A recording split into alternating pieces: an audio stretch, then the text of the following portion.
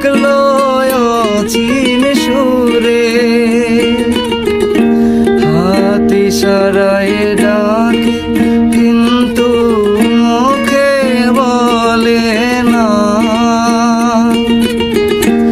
আমার কাছে আইলে বন্ধু আমারে পাইবা না, আমার ভাঙা ঘরে ভাঙা চালা ভাঙা বেড়ার ফাঁকে, অবাক জ্যোৎস্না ঢুইকা পরে হাত বাড়াইয়া